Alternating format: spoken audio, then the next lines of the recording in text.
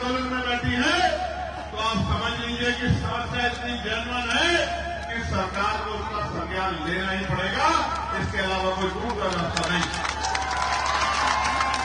प्यारे साथियों, मैं आपके आंदोलन पे चर्चा करूंगा, लेकिन उस आंदोलन से पहले, क्योंकि आज सोशल मीडिया का दौर है और सोशल मीडिया की खबरों को मेन स्ट्रीम मीडिया भी उठाता है।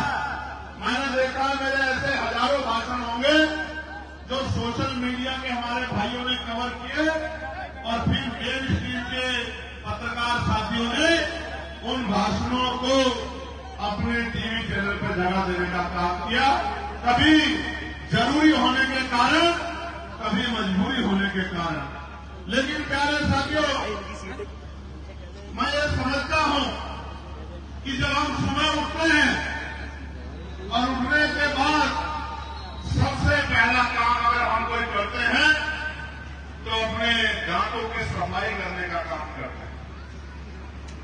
दांतों की सफाई के लिए जो ब्रश आता है, पेस्ट आता है, उसमें हम लोग टैक्स देते हैं।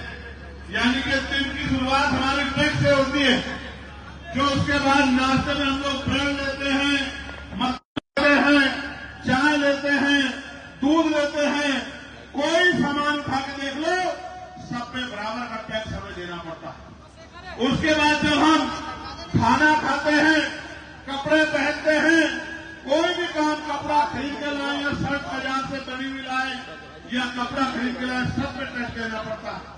फिर जिस ट्रैफिक से जाते हैं, अगर अपनी गाड़ी यूज करते हैं, पेट्रोल डीजल लगाते हैं तो टैक्स देते हैं सेस के रूप में, टोल टैक्स देते हैं। दफ्तरों में जाते हैं, बिजली का बिल खर्च होता है तो टैक्स देते हैं। घर आते हैं फिर टैक्स देते हैं। परिवार में बच्चों के लिए कोई सामान लाते हैं उस पर टैक्स देते हैं। फिर शाम तक टैक्स जमा होता है।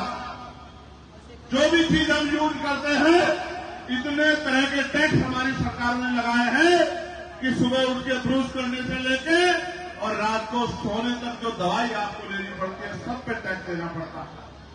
मैं तो ये भी कह सकता हूं कि आज का समय तो ऐसा है कि मरने के बाद भी टैक्स देना पड़ता है और जीने से पहले भी टैक्स देना पड़ता है, पैदा होने से पहले भी टैक्स देना पड़ता है। इतना टैक्स देने के बाद शायद आपको जानकारी ना हो, मगर मैं आपको बता देना चाहता हूं कि भारतीय संविधान ने गारंटी दी है 4-5 चीजों की जो हर व्यक्ति का अधिकार है, नागरिक का।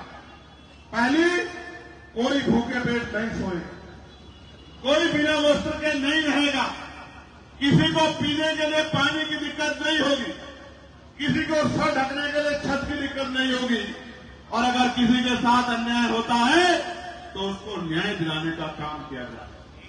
अब इसमें पानी